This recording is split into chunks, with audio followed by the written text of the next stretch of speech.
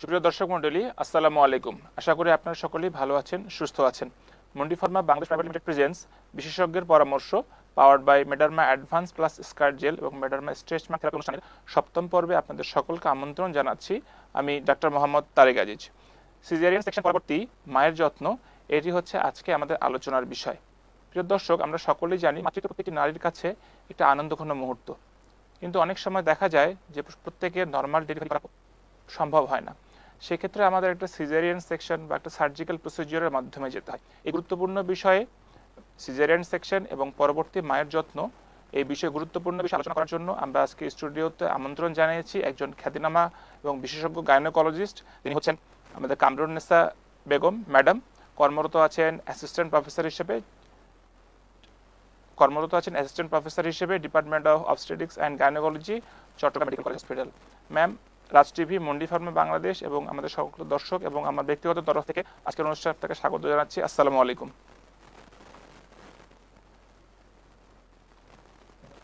আমাকে আমন্ত্রণ জানানোর জন্য রাজ টিভি এবং মন্ডি ফার্মা। ধন্যবাদ ম্যাডাম। প্রিয় দর্শক, আপনাদের উদ্দেশ্যে বলতে চাই, আমাদের অনুষ্ঠানটির scientific partner Mundi pharma Bangladesh private limited এবং অনুষ্ঠানটি স্পন্সর করেছে Mederma advance plus scar gel এবং ম্যাডারমা স্ট্রেচ মার্ক থেরাপি। দর্শক, আমাদের অনুষ্ঠানটি একযোগে Raj TV, Mundi pharma Bangladesh এবং মেডারমা বাংলাদেশের অফিসিয়াল ফেসবুক পেজ থেকে সরাসরি সম্প্রচার করা হচ্ছে। আপনারা পেজগুলি লাইক এবং কমেন্ট করে আমাদের সাথে থাকতে পারেন এবং অনুষ্ঠানটি উপভোগ করতে পারেন। তাছাড়া আমাদের কমেন্ট সেকশনে আপনাদের কোনো প্রশ্ন জিজ্ঞাসা থাকলে সেগুলো করতে পারেন। আমাদের বিশেষজ্ঞ চিকিৎসক সে সমস্ত প্রশ্নের উত্তর দিয়ে আপনাদের সাহায্য করবেন। যেমনটা আমি বলছিলাম ম্যাম, আমাদের আজকের আলোচনার বিষয় ঠিক করা হয়েছে সিজারিয়ান সেকশন পরবর্তী মায়ের যত্ন। প্রথমেই ম্যাম যে প্রশ্নটি আমি জানতে চাইবো, যে অনেকের অনেক ভ্রান্ত ধারণা আছেন যে আমার হয়তো বড় অপারেশন হচ্ছে, তো আসলে ম্যাম সিজারিয়ান সেকশন অপারেশনটি কি বা বলতে কি বোঝায় আসলে? ঠিক আছে, আসলে সিজারিয়ান সেকশন বলতে বোঝায় যে অ্যানেস্থেসিয়ার মাধ্যমে মায়ের তলপেট কেটে এবং জরায়ু কেটে যখন বাচ্চা বের করা হয় সেটাকে আমরা সিজারিয়ান সেকশন বলি।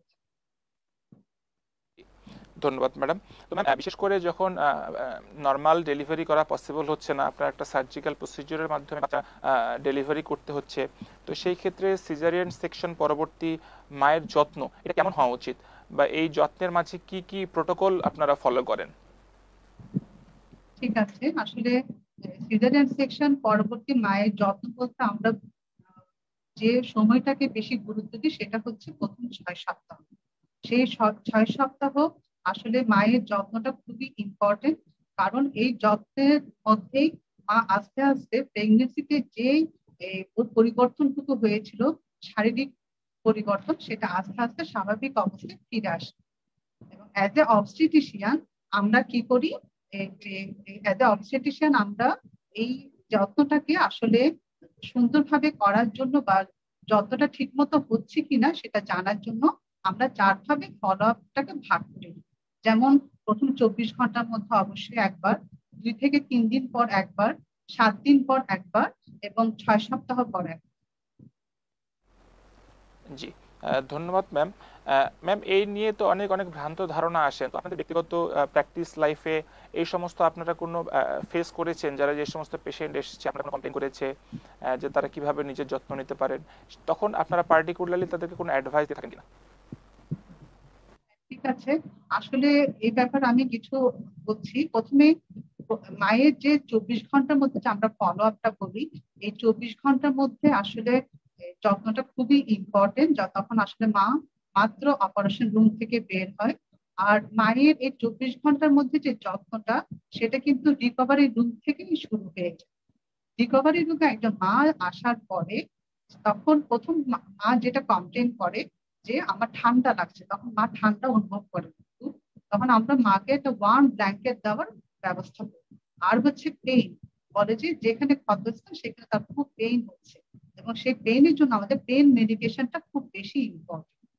তারপরে আমাদের যেটা যে পালস, ব্লাড প্রেশার, তারপরে হচ্ছে টেম্পারেচার, ইনটেক আউটপুট চারটা ঠিক মতো হচ্ছে কিনা এবং প্রস্রাবের কালারটা ঠিক আছে কিনা, জরায়ুটা ঠিক মতো সংকুচিত আছে কিনা, তারপরে হচ্ছে ওর যে আমরা যে ক্ষতস্থানে যেটা ব্যান্ডেজ দিয়েছি সেই ব্যান্ডেজটা সোফট হচ্ছে কিনা, এবং তার যে রক্তপাত আমরা যেটা বলি যে পারফেশনের ব্লিডিং সেটা অ্যাভারেজ বা ঠিক মতো আছে কিনা, এই জিনিসগুলো আমাদের খুব খেয়াল রাখতে হবে। এছাড়া আরেকটা জিনিস খুব ইম্পর্টেন্ট যে 4 থেকে 6 ঘন্টা পরেই মা আস্তে আস্তে তার পায়ের যে অনুভূতি, অ্যানেস্থেসিয়া আমরা তো সাধারণত স্পাইনাল অ্যানেস্থেসিয়া দিই, পায়ের অনুভূতিটা আস্তে আস্তে ফিরে আসে। তখন আমরা মাকে একটু পাটা ভাঁজ করতে বলি কিংবা এপাশ ওপাশ করতে বলি। ইন দ্য মিন টাইম মাকে আমরা একটু হালকা ব্রেদিং এক্সারসাইজ, যেমন মা একটু ডিপ ব্রেদিং এক্সারসাইজ নিবে, যেটা মায়ের রক্ত চলাচলে হেল্প করবে এবং তার রিকভারিতেও হেল্প করবে। সর্বোপরি আমরা ওই প্রথম 24 ঘন্টা একটু ভিজিটর অবশ্যই রেস্ট্রিক্ট করতে হবে। এবং আরো একটা ইম্পর্টেন্ট জিনিস সেটা হচ্ছে যে আর্লি ব্রেস্ট ফিডিংটা এনশিওর করতে হবে। জি ম্যাম, অসংখ্য ধন্যবাদ। আশা করি আমাদের দর্শকরা আপনার উত্তরটি বুঝতে পেরেছেন। তো ম্যাম আরেকটি জানতে চাইবো, যেহেতু সিজারিয়ান সেকশন আমাদের কোনো হসপিটাল বা নার্সিং হোমে হচ্ছে, তো সেক্ষেত্রে কতদিন পর্যন্ত একজন পেশেন্টকে সিজারিয়ান সেকশন যাদের হচ্ছে অপারেশন করে কতদিন পর্যন্ত হসপিটালে অবস্থান করতে হতে পারে? ঠিক আছে, আমরা আসলে এই অবস্থানটা সাধারণত আমরা 2 থেকে 4 দিন বলি। যেসব পেশেন্ট দেখি যে কমপ্লায়েন্ট, অর্থাৎ তার হোম কেয়ার ফ্যাসিলিটিটা ভালো, বাসা কাছে, আমরা সেসব পেশেন্টকে আসলে 2 দিন পরেই ডিসচার্জ দিয়ে দিই। এবং 2 দিন পরে আমরা কি করি, যেটা চেক ড্রেসিং করে দিই, দিয়ে 7 দিন পরে আবার আসতে দিই। আর যেসব পেশেন্ট নন কমপ্লায়েন্ট হয় এবং তাদের বাসা দূরে, হোম কেয়ার ফ্যাসিলিটিটা ভালো না, তাদেরকে আমরা সাধারণত 5 দিন পরে একেবারে সেলাইটা দেখে ড্রেসিং করে দেন আমরা ছেড়ে দিই। জি ম্যাম, ধন্যবাদ। তবে আপনি যেটা ম্যাম এর আগের আমার প্রশ্নে বলছিলেন যে স্পাইনাল অ্যানেস্থেসিয়া আপনারা দিয়ে থাকেন, তো অনেকে অনেক কমপ্লেন করেন বা অনেক ভ্রান্ত ধারণা থাকে যে স্পাইনাল অ্যানেস্থেসিয়া দিলে একটা ব্যাক পেইন হওয়ার চান্স থাকে বা পরবর্তীতে সেই স্পাইনাল অ্যানেস্থেসিয়ার কোনো ইফেক্টটা থাকছে কিনা, এই ব্যাপারে আপনার মতামত কি? হ্যাঁ, ঠিক আছে। আসলে এই এটা আসলে পুরোপুরি ঠিক না। স্পাইনাল অ্যানেস্থেসিয়া দিলে যে ওখানে পেইন হবে তা না। আমরা এখানে এক্ষেত্রে একটা ব্যাপারকে খুব গুরুত্ব দিই যে প্রথম 24 ঘন্টার মধ্যে আমরা পেশেন্টকে একটু শুয়ে থাকার ব্যবস্থা করি, কারণ সে যদি আর্লি মোবিলাইজ করে বা আর্লি উঠে, তাহলে কিন্তু তার একটা স্পাইনাল হেডেক হওয়ার সম্ভাবনা থাকে এবং ওই জায়গাটা একটা পেইন হওয়ার সম্ভাবনা থাকে। কিন্তু যদি পেশেন্টের, আর দ্বিতীয় কথা হচ্ছে যে ওর মানে ভারী কাজগুলো বা ভারী কাজ বা এক্সারসাইজ এগুলো সে একটু ডিলেড ভাবে করবে। স্বাভাবিক কাজটা যদি সে প্রথম 7 দিনের মধ্যে রাখে, আসলে পেইনটা তেমন একটা অনুভব হয় না। জি ম্যাম, ধন্যবাদ। ম্যাম পরবর্তীতে আপনার কাছে জানতে চাইবো, আপনি যেটা বললেন যে এতদিন হসপিটাল স্টে করতে হচ্ছে, নির্দিষ্ট একটা সময় পরে আপনারা হয়তো পেশেন্টকে ডিসচার্জ করার চিন্তা করেন যখন কোনো পেশেন্টের কমপ্লিকেশন যদি না থাকে সেক্ষেত্রে। তো ম্যাম কোনো পার্টিকুলার অ্যাডভাইস, পেশেন্ট যখন একটা ডিসচার্জ হয়ে চলে যাচ্ছে তার বাসায়, তো সেক্ষেত্রে আপনারা কি অ্যাডভাইস দিয়ে থাকেন একজন পেশেন্টকে? হ্যাঁ, অবশ্যই। আমরা যখন আসলে একজন পেশেন্টকে ডিসচার্জ করি, কিছু অ্যাডভাইস দিয়ে দিই। সেই অ্যাডভাইস গুলোকে আমরা আসলে বিভিন্ন ক্যাটাগরিতে ভাগ করি। যেমন প্রথমেই হচ্ছে খাবার। খাবারটা কেমন হতে হবে? খাবারটা হতে হবে আসলে যে তাকে সুষম খাদ্য খেতে হবে, পর্যাপ্ত পরিমাণে খেতে হবে এবং সহজ পাচ্য খাবার খেতে হবে। এক্ষেত্রে আমরা আসলে কিলো ক্যালোরি বলি যে মা প্রেগনেন্সিতে যতটুকু খেত তার থেকে আরো 300 কিলো ক্যালোরি তাকে অতিরিক্ত খেতে হবে। এবং সেই খাবারটাকে যদি আমরা 5টা ভাগে ভাগ করে নিই, মানে 3টা মিট আর 2টা স্ন্যাক্স, এবং সেই খাবারের মধ্যে পর্যাপ্ত পরিমাণ প্রোটিন, শাকসবজি, ফলমূল এবং আরো বেশি কি করতে হবে, তাকে পানি খেতে হবে, 10 থেকে 12 গ্লাস পানি খেতে হবে। আর ও যদি ফাইবার যুক্ত খাবার পর্যাপ্ত পরিমাণ শাকসবজি খায়, তাহলে তার কোষ্ঠকাঠিন্যটা হবে না। আর একটা জিনিস যে আমাদের দেশে যেটা ভ্রান্ত ধারণা আছে যে টক জাতীয় খাবার খেলে মনে হয় ওর ঘাটা শুকাবে না এবং ওখানে আরো কিভাবে মানে পুঁজ বের হবে। এটা আমাদের গ্রাম দেশে আরো বেশি প্রচলিত। কিন্তু মা থেকে কাউন্সিলিং করতে হবে, ভিটামিন সি জাতীয় খাবার এই সময় আরো বেশি খেতে হবে। আমাদের দেশে সে যদি ফলমূল খেতেও না পারে, সিম্পল একটা লেবুর রস সে ভাতের সাথে অবশ্যই খাবে, যেটা তার এই ঘাটাকে শুকাতে আরো হেল্প করবে। এরপরে সে খাবারের সাথে সাথে আবার চলে যাবে মেডিকেশন। ও আমাদের ডক্টরের পরামর্শ মতো যে অ্যান্টিবায়োটিক বা ওর অ্যানালজেসিক মানে পেইন কিলার যেগুলো দেওয়া হয় সেগুলো সে ঠিক মতো খাবে। এরপরে হচ্ছে বিশ্রাম। তাকে পর্যাপ্ত পরিমাণ বিশ্রাম নিতে হবে। অবশ্যই রাতে 2 ঘন্টা এবং রাতে 8 ঘন্টা বিশ্রাম নিতে হবে। দেখা যায় আসলে মা যখন বিশ্রাম নিতে যাবে তখন বাচ্চা ঘুম থেকে উঠে যায়। এই জন্য মাকে আসলে সাইকেলটা ঠিক করে নিতে হবে, বাচ্চার সাথে সাথে মাও একটু রেস্ট নিয়ে বিশ্রামের পর তাকে চিন্তা করতে হবে চলাফেরা। চলাফেরাটা কেমন হতে হবে? আমরা সাধারণত এই চলাফেরার মুভমেন্টটা কিন্তু প্রথম 24 ঘন্টা পরে আমরা আর্লি মোবিলাইজেশনের জন্য এনকারেজ করি। সেটা কিরকম? আমরা ক্যাথেটার খুলে দেওয়ার পরের থেকে মাকে চলাফেরা করতে পারি, কিন্তু সেই চলাফেরাটা হবে নর্মাল বাসায় যাওয়ার পরও হাউস হোল্ড ওয়ার্ক, অর্থাৎ সে কোনো ভারী কাজ করবে না, স্বাভাবিক কাজকর্ম করবে। এবং আর সে যদি এক্সারসাইজ করতে চায় বা স্ট্রেনিয়াস এক্সারসাইজ, সেটা করবে 8 মাস পরের থেকে। এরপরে আসবে যে তার পার্সোনাল হাইজিন। পার্সোনাল হাইজিন কিরকম? যে সে পরিষ্কার পরিচ্ছন্ন কাপড় পরবে, সাবান দিয়ে গোসল করবে। অনেকের একটা ভ্রান্ত ধারণা আছে সাবান যদি ওই ক্ষতের মধ্যে লাগে মনে হয় ঘাটা শুকাবে না, আসলে ঠিক না। আমরা যখন পেশেন্টকে ড্রেসিং করে যখন পেশেন্টকে ডিসচার্জ করে দিই, আমরা বলি যে আপনি সাবান দিয়ে গোসল করবেন, কোনো সমস্যা নেই। এবং সাবান দিয়ে গোসল করার পর এবং রাতে শোয়ার সময় সে 2বার ওই জায়গাটা অ্যান্টিসেপ্টিক সলিউশন দিয়ে মুছে ডাক্তারের পরামর্শ মতো ওখানে মলম রাখবে। এরপরে হচ্ছে কি যে ব্রেস্ট ফিডিং। ব্রেস্ট ফিডিং এর ব্যাপারে মায়ের পরামর্শ হচ্ছে এক্সক্লুসিভ ব্রেস্ট ফিডিং আমরা বলি। সেই এক্সক্লুসিভ ব্রেস্ট ফিডিং বলতে আমরা কি বুঝি? যে breast feeding on demand including night feeding. তার মানে কি বাচ্চা যখনই খেতে চাইবে আমরা দিব, এবং নাইট ফিডিংটা অবশ্যই দিতে হবে। দেখা যায় বাচ্চা 4-5 ঘন্টা ধরে ঘুমাচ্ছে, সেটা কিন্তু হবে না। দরকার হলে বাচ্চাকে 2 ঘন্টা পর পরই টেনে তুলে বা চিমটি দিয়ে বাচ্চাকে উঠাতে হবে এবং বাচ্চাকে খাওয়াতে হবে। মা খালি কমপ্লেন করে আমার বাচ্চা তো ঠিক মতো দুধ পাচ্ছে না, কিন্তু মাকে বারবার এনশিওর করতে হবে প্রথম 2 দিন একটু দুধ কম আসে, তারপর থেকে 3 দিন থেকে প্রচুর দুধ আসে, মাকে শুধু ঘন ঘন দিতে বলতে হবে। আর আরেকটা জিনিস জানতে হবে, এই সময় কিন্তু বাচ্চার রিকোয়ারমেন্ট কত? 1 ঘন্টা পর পর মাত্র 1 চা চামচ। তার মানে কি আমি যদি 2 ঘন্টা পর পর মাকে যদি মানে বাচ্চাকে যদি 2 চা চামচ পরিমাণ দুধ দিতে পারি এটাই যথেষ্ট। কাজে মাকে এত ওরিড হবার কিছু নেই। আরেকটা জিনিস মাকে বলতে হবে যে দীর্ঘক্ষণ পর মানে 5-6 ঘন্টা পর পর আমি বললাম যে আমি 1 ঘন্টা ধরে দুধ খাওয়ালাম, সেটা ঠিক না। যে বরং 2 ঘন্টা পর পর আমি অল্প অল্প ফিডিং দিব, সেটাই হচ্ছে বেশি ইম্পর্টেন্ট। তারপরে আমাকে যেটা করতে হবে, খাওয়ানোর সময় প্রপার পজিশন এবং অ্যাটাচমেন্টটা শিখিয়ে দিতে হবে। প্রপার পজিশন মানে কি? মা আপরাইট পজিশনে বসবে, অর্থাৎ পিঠ সোজা করে বসবে, তার কোলের উপরে একটা বালিশ রাখবে এবং পুরো হাতের উপরে বাচ্চাটাকে নিবে। এটা হচ্ছে মায়ের পজিশন। আর অ্যাটাচমেন্টে কি? তার বাচ্চাকে সে যখন তার বুকের মধ্যে নিবে, বাচ্চা বড় করে হা করবে, তার পুরো মানে ব্রেস্টের কালো অংশটা বাচ্চার মুখে থাকবে এবং বাচ্চার চিক এবং ব্রেস্টের মাঝে কোনো ফাঁক থাকা যাবে না, এবং নাকটা একটু উঁচু থাকবে যাতে বাচ্চা ঠিক মতো শ্বাস প্রশ্বাস নিতে পারে। তারপরে আমরা যেটার কথা বলি সেটা হচ্ছে যে মায়ের কন্ট্রাসেপশন। কন্ট্রাসেপশনটা কি? আমরা প্রথম 6 সপ্তাহ পর্যন্ত তো মাকে স্বামী সহবাস থেকে বিরত থাকতে বলি। এরপরে যখন মা আসে তখন আমরা মাকে বলি যে প্রথম 6 মাস পর্যন্ত সে প্রোজেস্টেরন অনলি পিল কিংবা ব্যারিয়ার মেথড ইউজ করবে। এরপরের থেকে আমরা মায়ের প্রয়োজন অনুযায়ী আমরা কন্ট্রাসেপশনটা দিই। আর একটা হচ্ছে যে আমরা একটা বাচ্চা হওয়ার পরে আরেকটা বাচ্চা হওয়ার মধ্যে অবশ্যই যাতে 2 বছর গ্যাপ থাকে, সেটা অবশ্যই প্রতিটি মাকে খেয়াল রাখতে হবে। তা যাতে তার যে একটা স্কার হয়েছে, অর্থাৎ ইউটেরাসে একটা স্কার বা ক্ষত হয়েছে, সেটা ফিরে আসতে আবার মোটামুটি 2 বছর সময় লাগে। জি ম্যাম, আপনাকে অসংখ্য ধন্যবাদ। আপনি আমার এক প্রশ্নের মাধ্যমে সবগুলো টপিক টাচ করে গেছেন, যে ডিসচার্জ পরবর্তী কি অ্যাডভাইস পেশেন্টকে আপনারা দিয়ে থাকেন, সেখানে আইডিয়াল ব্রেস্ট ফিডিং, কাউন্সিলিং থেকে শুরু করে মেডিকেশন, সব বিষয়গুলো আপনি সুন্দরভাবে টাচ করে গিয়েছেন।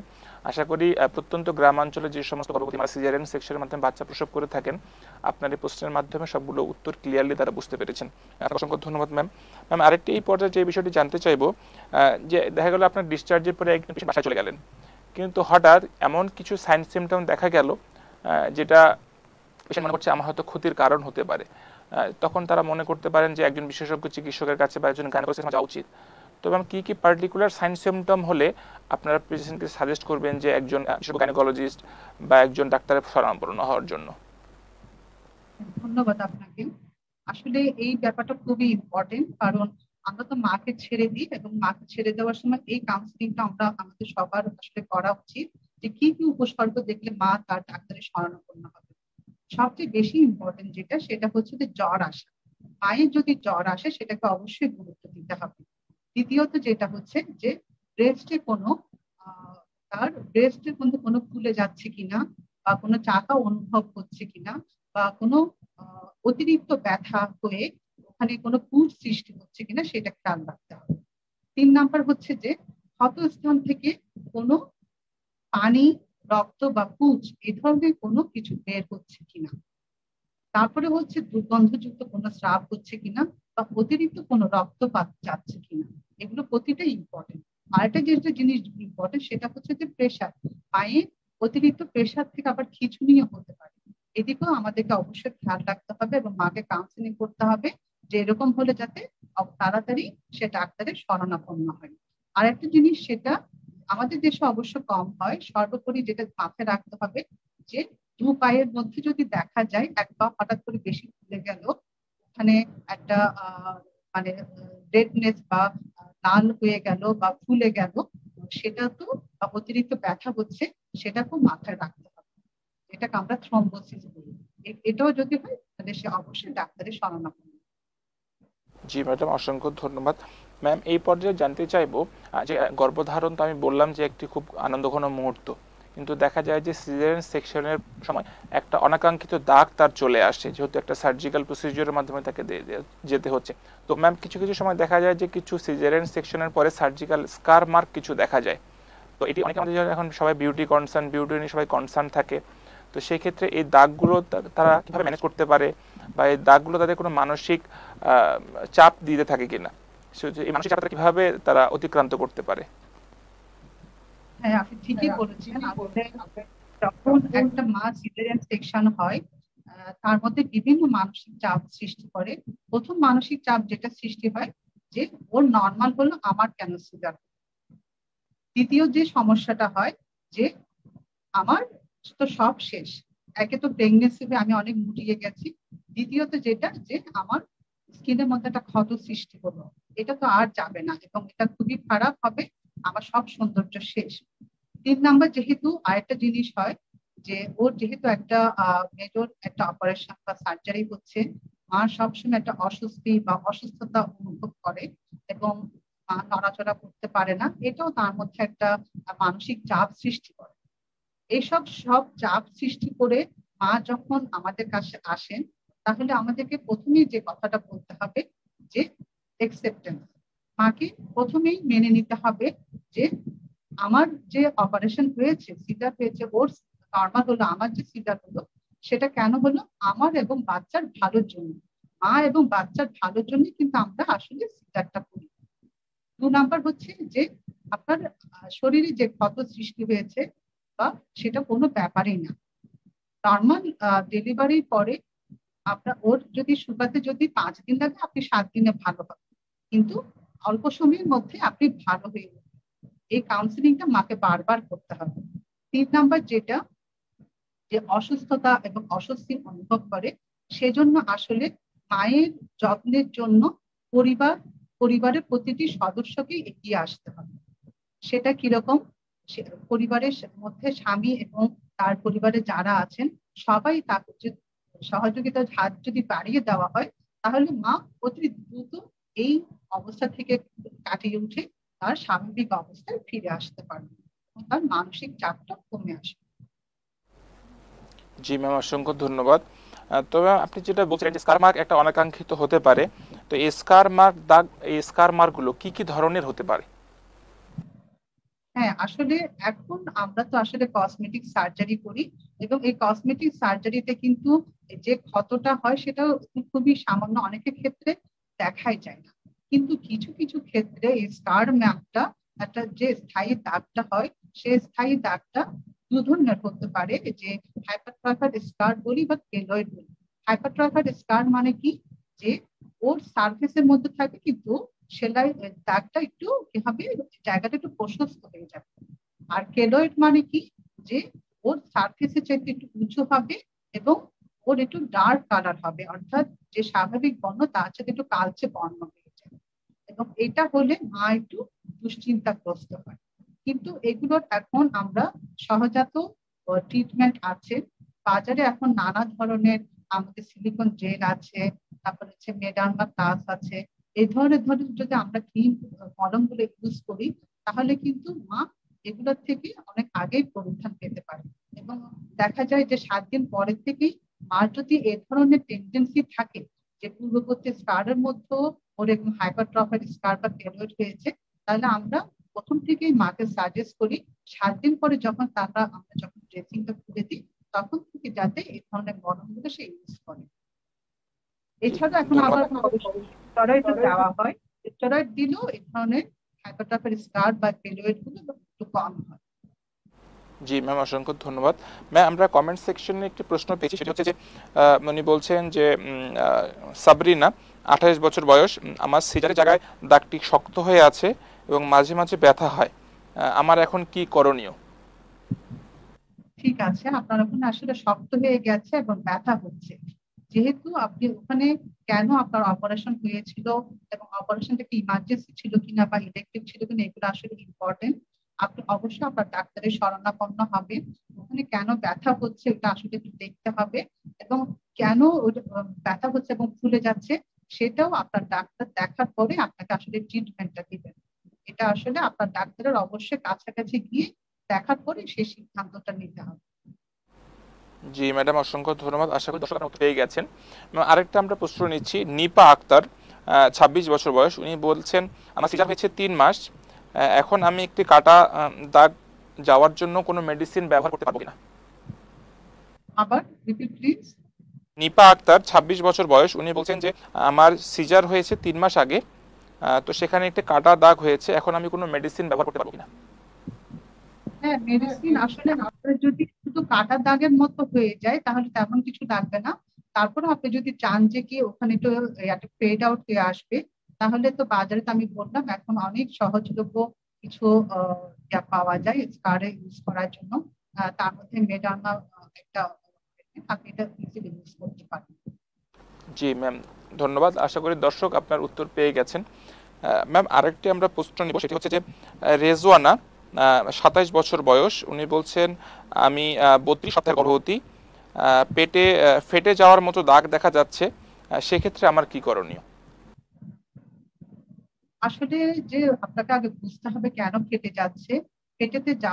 ফেটে যায় আসলে যখন আহ, গর্ভবতী অবস্থায় পেটটা যখন এক্সটেন্সিভ এনলার্জ হয় তখন ওখানে যে প্লাস্টিক ফাইবার গুলো থাকে সেগুলো আসলে অতিরিক্ত প্রসারিত হয়ে তারপর এগুলো ফেটে যায়। তো এই ফেটে যাওয়ার জন্য আসলে যেটা করতে হবে যে আমাদেরকে সবসময় ওখানে মানে ভেজা রাখা মানে শুষ্ক রাখা যাবে না। তো সেই শুষ্কতাটাকে প্রিভেন্ট করার জন্য অলিভ অয়েল, ভেসলিন এ ধরনের জিনিসগুলো একটু ম্যাসাজ করবে। আর আরেকটা জিনিস যে সেটা হচ্ছে যে কি মাকে পর্যাপ্ত পরিমাণ পানি এবং ভালো খাবার এবং শাকসবজি এগুলো প্রচুর পরিমাণে খাবে, যেগুলোতে আমরা ফাইবার থাকে। আর বাজারে এখন কিছু মলম আছে যেমন মেডার্মা স্ট্রেচ মার্ক, এটাও আসলে ইউজ করা যায়, যেটা ইউজ করবে পুরোপুরি হয়তো আপনার দাগটা যাবে না কিন্তু কিছুটা হলেও ফেড হয়ে আসবে। জি ম্যাম, অসংখ্য ধন্যবাদ। আশা করি দর্শক আপনার উত্তর পেয়ে গেছেন। ম্যাম, আমরা এখন একটু আমাদের আলোচনায় ফিরবো। আপনি যেমনটা বলছিলেন যে সিজারের জায়গায় অনেক সময় ইনফেকশন বা ডিসচার্জ হতে পারে, তো সেক্ষেত্রে ম্যাম সিজারের জায়গায় যদি কোনো ইনফেকশন হয় বা ইনফেকশন থেকে স্কার কি সেখান থেকে বড় হতে পারে, বা সেক্ষেত্রে কি করণীয় কি? হ্যাঁ, এটা আসলে খুবই একটা ইম্পর্টেন্ট ব্যাপার। যদি সিজারে যদি ইনফেকশন হয় তাহলে আমাদের আসলে ইনফেকশনেরও কিছু ধরন আছে, যে এটা কি অল্প ইনফেকশন নাকি বেশি ইনফেকশন। যদি অল্প ইনফেকশন হয় তাহলে হয়তো বা শুধু ড্রেসিং এর মাধ্যমে এটা আবার আগের অবস্থা ফিরে আসে।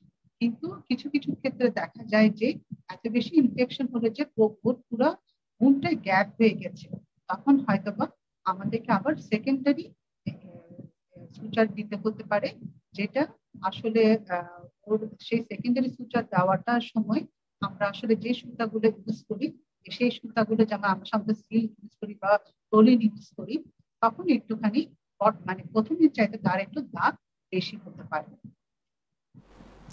জি ম্যাম, অসংখ্য ধন্যবাদ। এই পর্যায়ে আপনার কাছে জানতে চাইবো, কেউ যদি সিজারিয়ান সেকশনের মাধ্যমে প্রথম বাচ্চা নিয়ে থাকেন, সেক্ষেত্রে দ্বিতীয় বা পরবর্তী বাচ্চা নেওয়ার ক্ষেত্রেও কি তাকে সিজারিয়ান সেকশনের মধ্য দিয়ে যেতে হবে কিনা? এটা আসলে খুব সুন্দর প্রশ্ন। যে আসলে এখন তো আমরা তো বলি যে vaginal birth after caesarean section বলে আমরা একটা ব্যাপার আছে। এটা আসলে একটা বিরাট একটা সেকশন বা একটা চ্যাপ্টার। এটা বলতে গেলে অনেক কিছুই বলতে হবে। তবে আমরা যেটা আমি সংক্ষেপে বলবো সেটা হচ্ছে যে সিজার আমরা কেন করছি সেটার মধ্যে আসলে অনেক ভেদাভেদ আছে। যেমন যেটা কি রিকারেন্ট কজ নাকি নন রিকারেন্ট কজ। যেমন ওর আগেরটা যদি নন রিকারেন্ট কজ হয় তখন মানে কি, যেমন নন রিকারেন্ট কজ বলতে যেমন আগের প্রথম বাচ্চাটা তার বেবিটা ছিল বলে আমরা সিজার করেছি, কিন্তু এবার সবকিছু ঠিক আছে, তাহলে আমরা এবারই যে সিজার করবো সেটা আসলে ঠিক না। আমরা অবশ্যই ভ্যাজানাল, ওর যদি সবকিছু যদি ওকে থাকে, আমরা vaginal birth after caesarean section যখন সেটাতে ট্রায়াল দিতে পারি, অবশ্যই উইথ ক্লোজ মনিটরিং। সেই মনিটরিংটা যদি ঠিক মতো হয় আমরা অবশ্যই একটা সাকসেসফুল ভ্যাজানাল ডেলিভারি আশা করতে পারি। ধন্যবাদ ম্যাডাম। আমার মনে হয় অনেক দর্শকের এই মনে কৌতূহলটি থাকে যে তার প্রথম বাচ্চা হয়তো সিজারিয়ান সেকশনের মাধ্যমে হয়েছে, সেভাবে পরবর্তী বাচ্চাও তাকে সিজারিয়ান সেকশনের মাধ্যমে নিতে হবে। কিন্তু ম্যাম ব্যাপারটি ক্লিয়ার করে দিয়েছেন, তার যদি অন্যান্য সাইড বা ক্লিয়ার থাকে, কোনো সমস্যা না থাকে, তাহলে সে নর্মাল ডেলিভারির মাধ্যমে বাচ্চা প্রসব করতে পারবেন। আপনাকে অসংখ্য ধন্যবাদ ম্যাম। আমি আরেকটি প্রশ্নের মধ্য দিয়ে আমরা আজকে অনুষ্ঠানটি এখানে শেষ করব। সেটি হচ্ছে যে কেউ যদি প্রথম বাচ্চা নেন, তাহলে আইডিয়ালি আপনারা তাকে সেকেন্ড বাচ্চা বা পরবর্তী বাচ্চা নেওয়ার জন্য বা প্রথম বাচ্চা থেকে দ্বিতীয় বাচ্চা নেওয়ার মধ্যে আনুমানিক কত গ্যাপ বা কত সময় বিরতি রাখতে বলেন? ধন্যবাদ আপনাকে। আসলে আমরা তো কমপক্ষে 2 বছর গ্যাপ থাকতে বলি, কারণ এই 2 বছরের মধ্যে স্কার ইন্টিগ্রিটিটা ঠিক মতো ফিরে আসে। আর যদি দেখি যে ওর প্রথম বাচ্চাটাই 20 বছর বয়সে পেয়ে গেছে, তাহলে তো আমি ওকে নিশ্চয় বলবো না যে তুমি 2 বছর পর আরেকটা বাচ্চা নাও। তাহলে সে কি করবে, তাকে আমরা লং অ্যাক্টিং মেথড কন্ট্রাসেপ্টিভ দিতে পারি, যেমন ওর হাতে একটা ইমপ্লান্ট।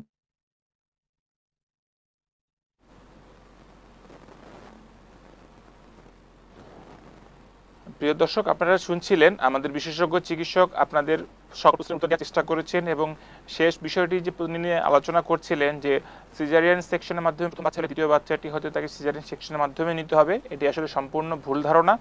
ম্যাডাম বিষয়টি সম্পূর্ণ ক্লিয়ার করে দিয়েছেন যে তার যদি অন্যান্য সাইড এবং তার অন্যান্য শারীরিক কোনো সমস্যা না থাকে, কোনো কোমরবিডিটি না থাকে, ডায়াবেটিক্স বা অন্যান্য প্রেশার নর্মাল থাকে, তাহলে তার ভ্যাজাইনাল ডেলিভারির ট্রায়াল দিয়েও তার নর্মাল ডেলিভারি হওয়া সম্ভব।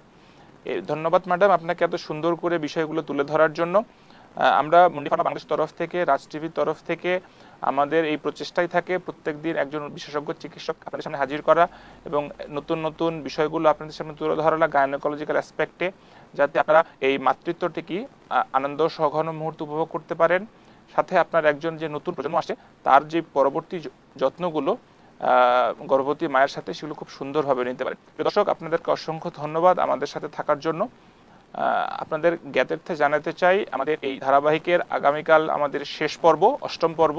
সেই পর্বে আমাদের সাথে আরেকজন বিশেষজ্ঞ চিকিৎসক যুক্ত হবেন। সেই পর্যন্ত আপনারা সকলে ভালো থাকবেন, সুস্থ থাকবেন। আবার দেখা হবে ইনশাল্লাহ। আল্লাহ হাফিজ।